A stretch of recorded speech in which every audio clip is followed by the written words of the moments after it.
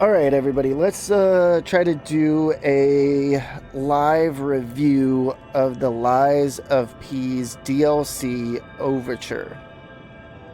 We ended up crashing yesterday, and I wasn't able to do the review, and I know that I may forget a lot of stuff, so bear with me. Hopefully I don't.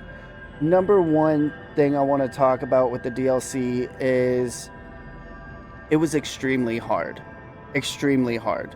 That'll say almost, I would say, a little too difficult for when you get into the DLC area.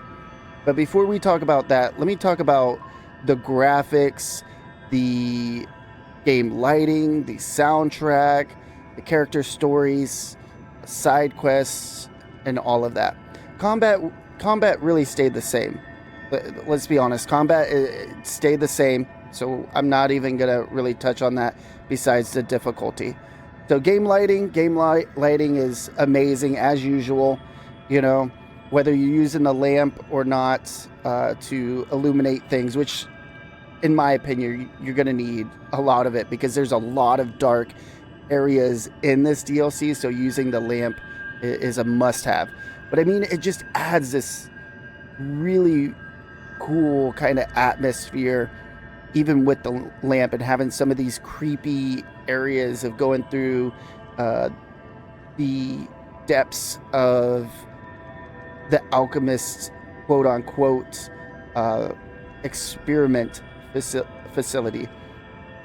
I loved the environment, the game world that they gave us, the story of the Lies of P's DLC was really good. It filled in a lot of the blanks that we didn't have in the vanilla story, so I really enjoyed that NeoWiz took the time to say, you know what, you want a little more backstory on the legendary stalker? Okay, we're going to give you some backstory on that, and Romeo, and even Carlo. Getting some of the backstory to the original story was so refreshing. You don't see that a lot in games nowadays.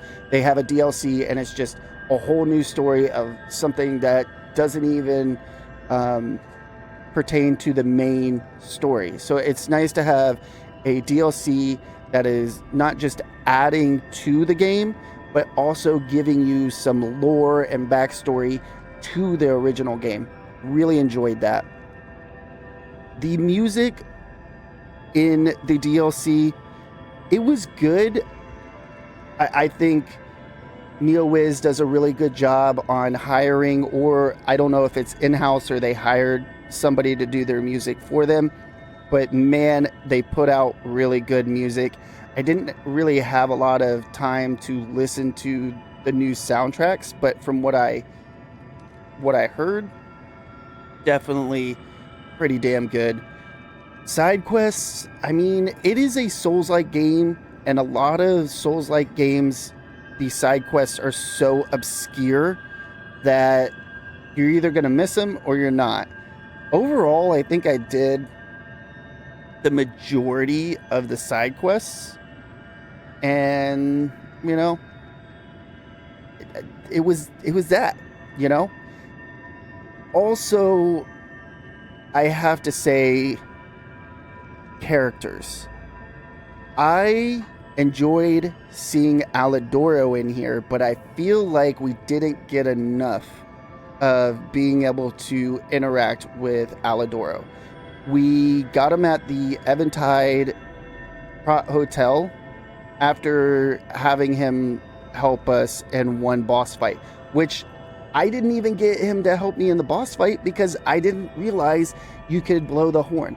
Now, that was on me because we took 2 days off and I didn't remember he told me, like, hey, if you need my help, blow this horn and I'll come help you. So that was on me. Got a little upset with that boss. I was struggling really, really bad. And I gotta say, when it comes to the combat in this game, it's really good in the vanilla game, and it's not bad in the DLC, but the difficulty of this game is this DLC. I'm sorry, I said game.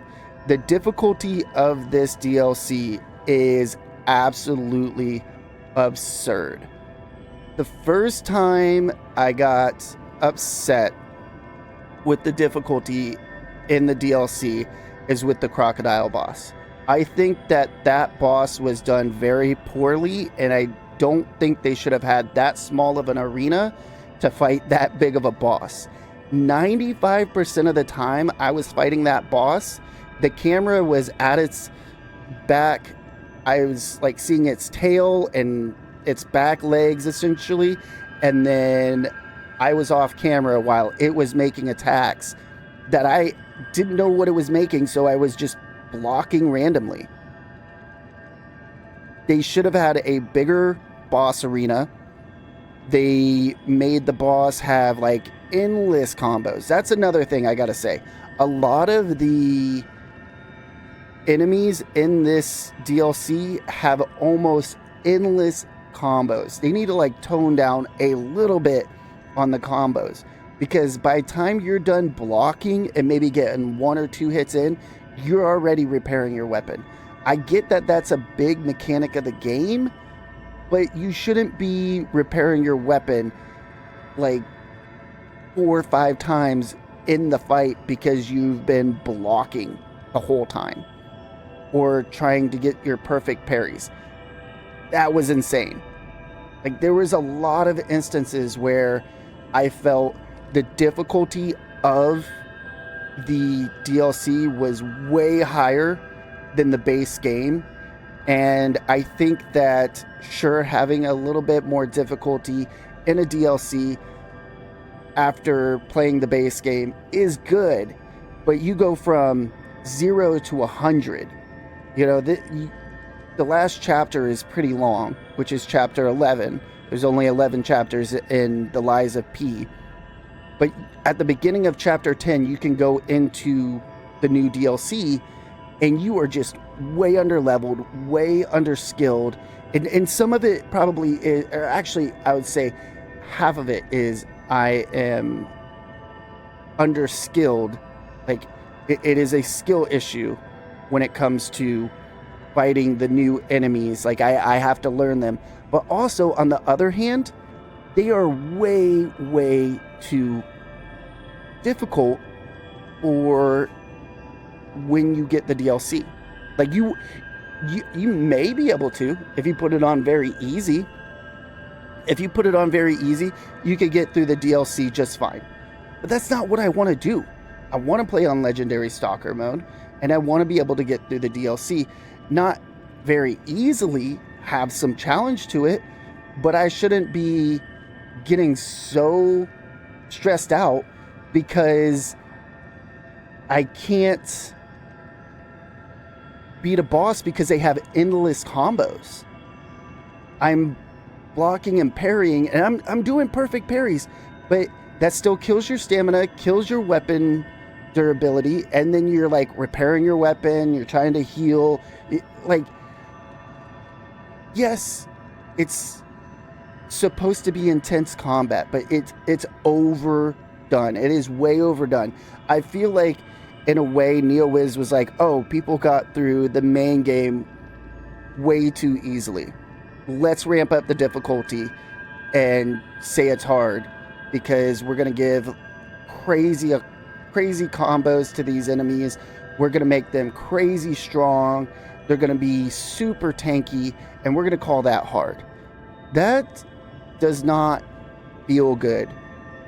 When a player comes up to any game and they feel like it is impossible to be a boss without bumping the difficulty down, that doesn't really feel good. I think they need to re-evaluate the difficulty of some of these bosses and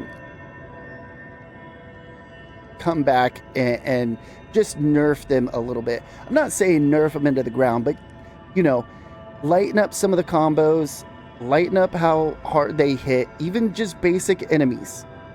Lighten up a little bit on how hard they hit. Another thing I talked about in my last review bouncing off the walls with your weapon.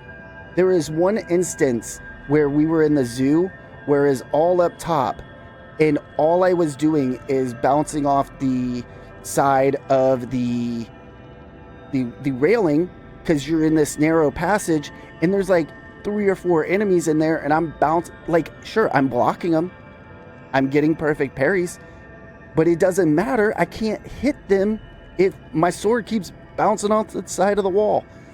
Like, give us a little bit more leniency on that, and probably have some people test that a little more. Like, calling that good was not was not the answer. Make the railing a little smaller so you could actually fight on it. Something, because that, I got through that by luck, chance. I don't want to shit too much on this game. I don't want to say that this is a bad DLC, because it wasn't. I had a lot of fun with it. The environments were great. The story was great. The music was great. There was a lot of great things about it, but the difficulty was not great. The combat was not great. If I have to give this game any score out of 10, and not game, I keep saying game, but I mean DLC, I have to give it a 7. And the reason I have to give it a 7 is because it was way too difficult for when you get the DLC. When you're supposed to go into this DLC, if you go into it right away, you're gonna struggle. I want to be able to give this DLC an 8 or 9. I would even say I give it a 7.5. But that's as much as I can go, because there's just too many things with the combat that I'm just like upset about. And I've beat the base game multiple times. I love the Lies of P. So it makes me really sad that I'm giving it a 7.5. Would I recommend the DLC for anybody right now? It's hard. It's hard for me to say yes. If you're new to Souls-likes and this is your first Souls-like game, don't get the DLC. Get the base game, play the base game. Don't get the DLC, because it's just going to frustrate you. Unless you want to play it on very easy. If you play it on very easy, sure, you'll get through the DLC just fine, and that's okay. There's nothing wrong with that at all. But if you're a hardcore Souls-like fan and you want to play or just Souls fan in general, Soulsborne fan, and you get this DLC, you might be disappointed. Although you might not. So that is my review for the DLC of The Lies of P Overture. Hopefully you guys enjoyed it. If you did, go ahead and hit the thumbs up button. If you didn't, hit the thumbs down button. Let me know why down in the comments below. It only helps the channel. Also, if you enjoy content just like this, be sure to subscribe, or don't. I don't know. I'm not your dad. Do whatever you want. And like always, everybody, have a good morning, a good afternoon, or a good night, whatever time it may be in your part of the world. Mr. John Wayne, signing off.